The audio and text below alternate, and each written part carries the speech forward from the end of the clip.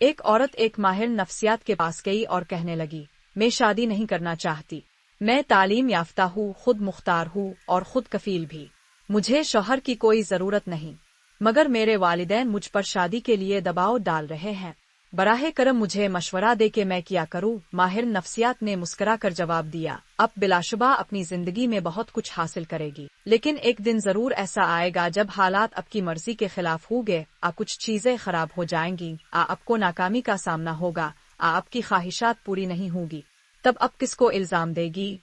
کیا خود کو الزام دو گی؟ عورت نے فوراً کہا، نہیں، کبھی نہیں۔ ماہر نفسیات نے ہنستے ہوئے کہا، اسی لیے آپ کو ایک شوہر کی ضرورت ہے، تاکہ جب کبھی آپ کا موڈ خراب ہو تو اب سارا الزام اپنے شوہر پر ڈال کر اپنا دل ہلکا کر سکے۔ شوہر اور بیوی کا رشتہ مچھلی اور پانی جیسا ہونا چاہیے، مچھلی اور شکاری جیسا نہیں۔ رشتہ صرف الزام تراشی کے لیے نہیں بلکہ ساتھ نبھانے کے لیے ہوتا ہے۔ محبت، سمجھوتا اور ہنسی، یہی اصل شادی ہے۔